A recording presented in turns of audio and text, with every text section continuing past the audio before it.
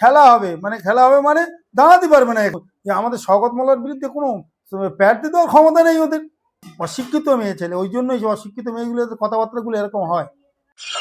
এদের এদের সব স্বামী ছাড়া, এদের জ্ঞান কাণ্ড কিছু নেই। স্বামী ছাড়া, স্বামীগুলো ভেড়ো ও আছে, আর এই বউগুলো আগিয়ে দিচ্ছে, বউগুলো লাগাচ্ছে জন্য আসে। তাই যেখানে গেলে আব্বাস গেলে 50-এর নিচে কোনো জায়গায় জলসা করে না, এক রাত্রি 2-3 জায়গায় জলসা করে, 50-এর নিচে করে। এই অসহায়, এই ধর্মপ্রচার, এটাই হলো ধর্মপ্রচার, ধান্দাবাজ।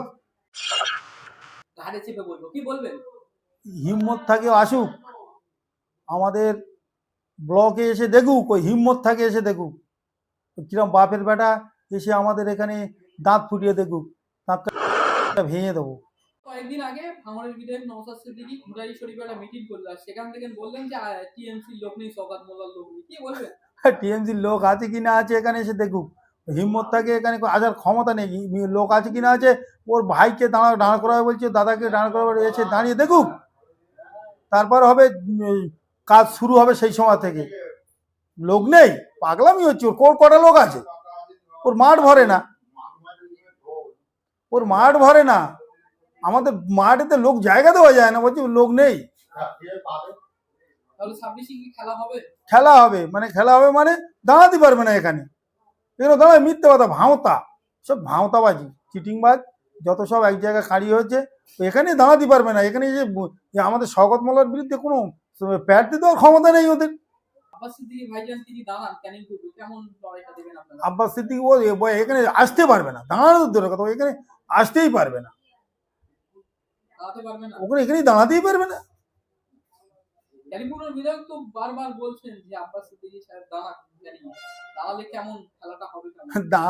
দাঁড়াতে দূরের কথা, এখানে এসে প্রচার করতে পারবে না। মানুষকে আমাদের যা জনসমর্থন আছে, ওদের মানে তাড়িয়ে একদম পার করবে, ঝাঁটা দিয়ে বেড়ে তাড়িয়ে পার করবে মেয়েরা। আমরা আর কি বলবো, আমরা তো ছেলেরা থাকবো, আর মেয়েরা ঝাঁটা দিয়ে পার করবে।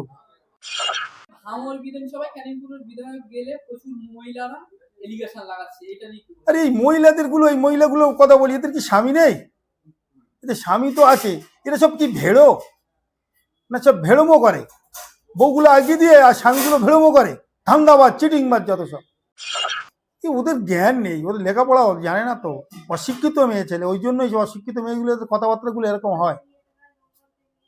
গত 2 দিন আগে ক্যানিংয়ে ঢুকলেন বোদরা অঞ্চলে ভাঙড়ের বিধায়ক নওশাদ সিদ্দিকী, সেখানে রক্তদান শিবির করতে গিয়ে প্রচুর মানুষ দেখা গিয়েছে, এমনটা ক্যামেরার মাধ্যমে।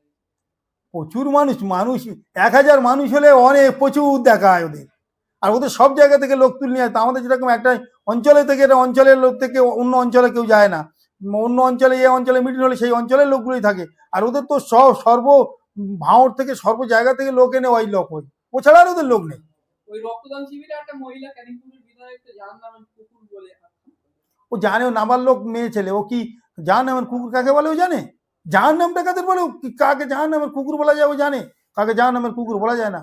হাদিসে আছে কাউকে নামে বদনাম করা যাবে না, কাউকে কুকুর বলা যাবে না, কাউকে কোনো সে তার যদি একটু ইমান থাকে, সেই ইমান যে বলেছে সেইটি জাহান্নামের কুকুর হবে।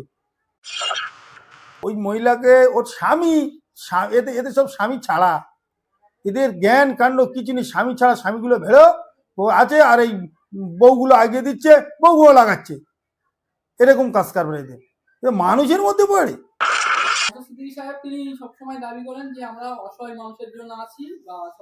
হ্যাঁ, অসহায় মানুষের জন্য আসে। তাই যেখানে গেলে আব্বাস গেলে 50-এর নিচে কোনো জায়গায় জলসা করে না, এক রাত্রি 2-3 জায়গায় জলসা করে, 50-এর নিচে করে। এই অসহায়, এই ধর্মপ্রচার, এটাই হলো ধর্মপ্রচার, ধান্দাবাজ।